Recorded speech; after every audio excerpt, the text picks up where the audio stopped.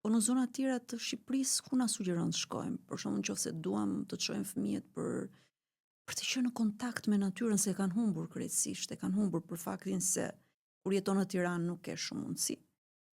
As brenda perimetrit se natyrisht nëse ti do shkosh mbase në zona të tjera mund të gjesh diçka, po në veri, në jug, ku të shkojmë te ato habitate që janë natyrore, edhe që mund të vizitohen, kuptohet.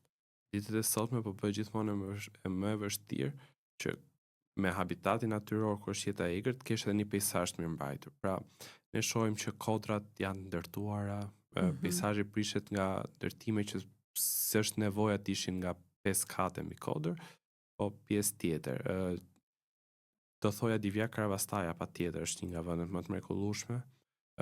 Pjesë nga lumi i Vjosës, pra pranë Përmetit, diku nga Përtesa e Lenicës, në veriu ndërkohë liçeni i Shkodrës, po ashtu ka pjesëza dhe lidhet me atë që thash që ta kesh një natyrë me një peizazh bashkëtruar shumë e vështirë. Pra tek gjithë këto vende që po them, duhet të shkosh në pjesë të caktuara, po sepse diku ka dalë një ndërtim apo po bëhet një zhvillim tjetër.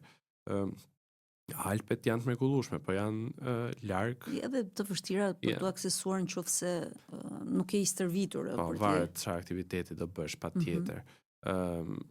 Shkodra për shembull ose liçeni i Prespës. Liçeni i Prespës është një mrekulli. Atje kushdo që ka shkuar thotë që nuk duket sikur është në Shqipëri. Liçeni vetë është i mrekullueshëm. Shtëpitë, arkitektura është shumë origjinale, ti shikon që gjitha janë me çati, pra nuk ke një gjë që të vret syrin, e gjitha përshtatet me peizazhin, pra është e integruar dhe kjo është gjë e më e rëndësishme që njeriu të mësohet me të bukurën dhe me një gjë të rregullt është që të ndërtojë në mënyrë që të përshtatet me atë që në mënyrë harmonike me natyrën, edhe mënyra si ndërton. Të ruaj peizazhin.